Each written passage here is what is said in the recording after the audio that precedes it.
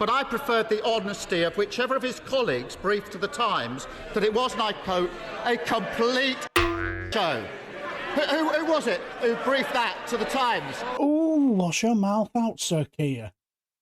Now, that was in yesterday's PMQs, where we'll see all of the 6 questions just for a change, and I want to ask you a couple of questions at the end of this rather potty-mouthed PMQs. Also, don't worry, I've chaptered the questions and the evasions just for you, just if it gets a little bit too much for you. So knock yourselves out. Mr. Speaker, the Prime Minister's had quite a week. From endlessly fighting with his own MPs to collapsing in laughter when he was asked by a member of the public about NHS waiting lists. So I was glad to hear that he managed to take some time off. Can I just say, I wanted to the Prime Minister, I'm certainly going to hear the Leader of the Opposition. Those people who don't want to hear, they can certainly leave, because that's how it's going to be, so get it in order. Some of you are wanting to catch my eye again. It's not a good way to do it. Mr. Speaker, I love this quaint tradition where the more they slag him off behind his back, the louder they cheer in here. Keep it going. And also, for this side, you can have a joint cup of tea. Come on. Mr. Speaker, I was glad to see that he managed to get some time off yesterday afternoon to kick back, relax and accidentally record a candid video for Nigel Farage. The only thing missing from that punishing schedule is any sort of governing or leadership. So was he surprised to see one of his own MPs say that he doesn't get what Britain needs and he's not listening to what people want? Prime Minister. Mr. Speaker, he talks about what Britain needs, what Britain wants, what Britain values. This from a man who takes the knee, Mr. Speaker, who wanted to abolish the monarchy, who still doesn't know what a woman is, and who just this week, one of his front benchers said that they back teaching divisive white privilege in our schools, Mr. Speaker. Looking at his record, it's crystal clear which one of us doesn't get Britain's values. Mr. Speaker, he spouts so much nonsense, no wonder they're giving up on him.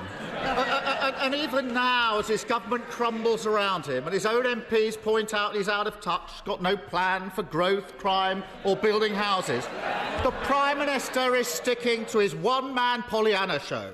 Everything's fine. People should be grateful to him. The trouble is, no one's buying it. Does he actually understand why his own MPs say he doesn't understand Britain and that he is an obstacle to recovery? Prime Minister.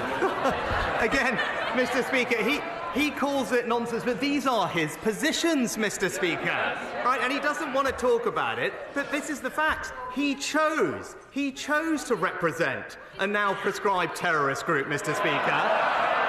He chose to campaign against the deportation of foreign national offenders, Mr. Speaker, just like he chose to serve the Right Honourable Member for Islington North, Mr. Speaker. That's his record, those are his values, and that is exactly how he should be judged. Mr. Speaker, in 2008, I was the Director of Public Prosecutions, putting terrorists and murderers in jail. He was making millions betting on the misery of working people during the financial crisis. And we've seen this story time and time again with this lot. Party first, country second, safely ensconced in Westminster, they get down to the real business of fighting each other to death. The country forced to endure their division and chaos, the longest episode of EastEnders ever put to film. Meanwhile, this week we discover that Britain is going to be the only major economy that no longer makes its own steel. That the government is handing out £500 million to make 3,000 steelworkers redundant. And that the parents of thousands are being told that his free childcare promise is nothing but a mirage. Isn't he embarrassed that the Tory party is yet again entirely focused on itself? Mr. Speaker, there's yet more sniping from the sidelines. Yeah, you can see. You can see exactly why Hizb ut-Tahrir hired him in the first place.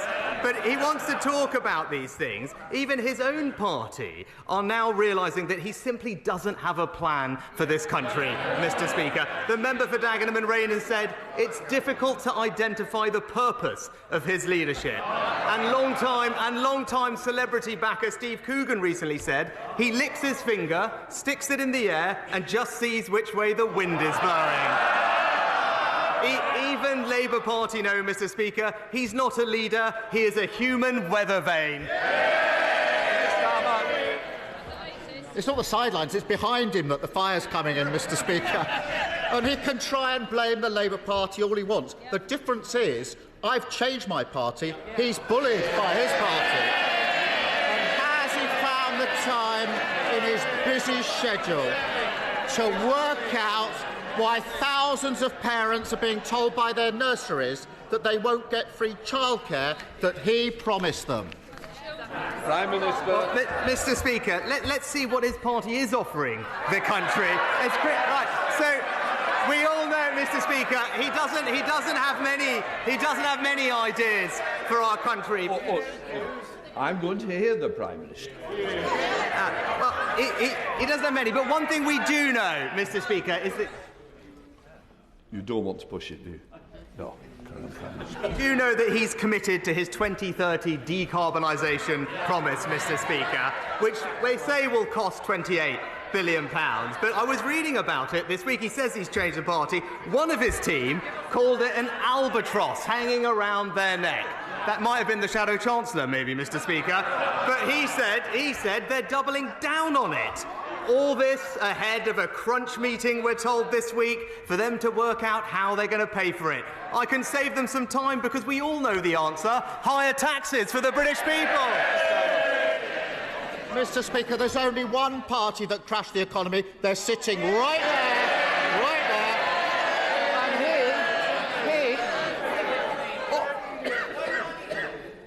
And Oh, Mr. Holmes, you've had your question already. Obviously, you don't want to remain for the resident. Keir Starmer. He is Mr. 25 tax rises.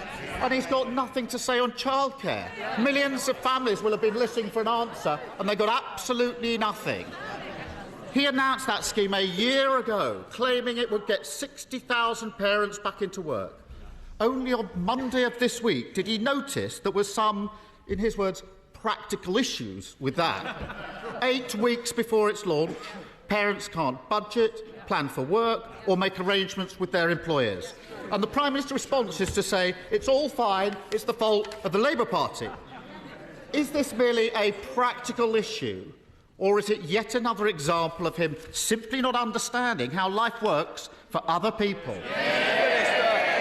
Mr. Speaker, we're delivering the biggest ever expansion of childcare in this country's history, Mr. Speaker. But while millions of parents will benefit from that, again, it's right that he should come clean with them about the cost that his plans will impose on all of them. He goes on and on about the Green Promise, Mr. Speaker. He says he wants to keep it.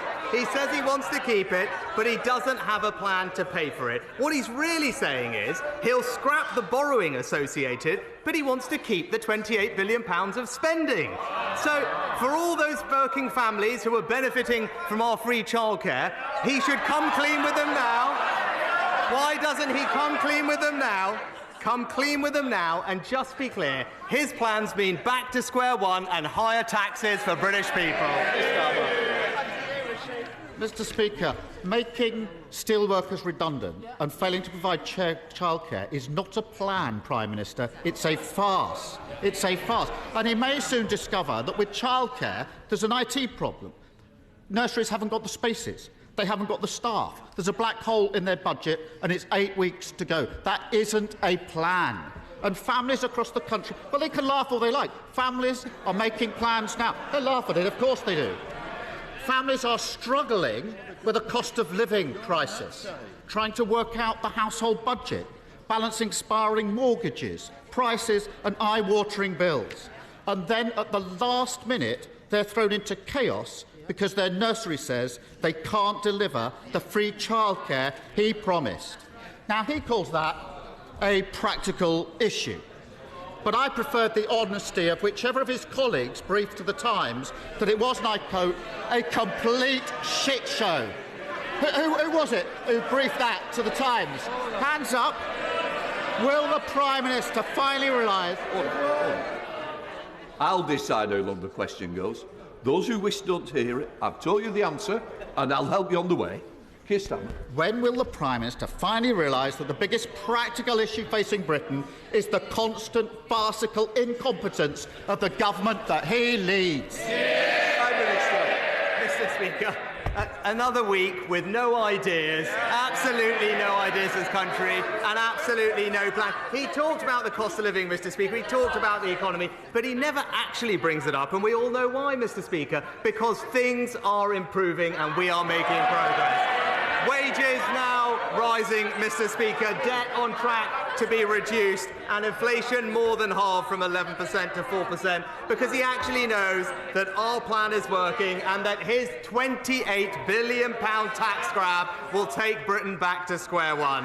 And that, Mr. Speaker, is the choice. It's back to square one and higher taxes with him, or a plan that's delivering a brighter future with the Conservatives. Now, the reason why I played the full 6 questions was because 3 or 4 things just sprung to mind for me. Firstly, I got the feeling that Starmer's first question was designed to get that reaction from the backbenchers so he could make this reply. Mr. Speaker, I love this quaint tradition where the more they slag him off behind his back, the louder they cheer in here. Keep it going. And also... And it seems to me that they absolutely fell into it, didn't they? Secondly, I also got the feeling that clearly our Prime Minister's smears are so predictable that when he tried to attack him on his past work as a lawyer, it seemed to me he came prepared with this reply. Mr. Speaker, in 2008, I was the Director of Public Prosecution, putting terrorists and murderers in jail. He was making millions betting on the misery of working people during the financial crisis. Well, they're quite predictable now, aren't they, to the point where our Prime Minister even broke the emergency Jeremy Corbyn glass button, didn't he, on the second or third question. But who still doesn't know what a woman is. Well, it was just pathetic, wasn't it? It just playground insults, isn't it? It's almost as low as the Jimmy Savile smear, isn't it? But the third thing is, I get the feeling that Keir Starmer is more comfortable at PMQs nowadays. I also get the feeling he enjoys it as well, and I also get the feeling he knows he's got the beating of our Prime Minister at PMQs as well. What do you guys think? Let me know down below. But fourth and lastly, when Sir Keir brought up our Prime Minister's promise on childcare, Sunak seemed a little surprised he mentioned it to me. He just seemed to parrot we are delivering and our plan is working lines, and then just spouted constantly about Labour's £28 billion Green New Deal and how are they going to pay for it, and all he had was, they're going to raise your taxes, and I just found it a little weird. But what do you guys think? Let me know down below and I shall bid you farewell and take care, my friends.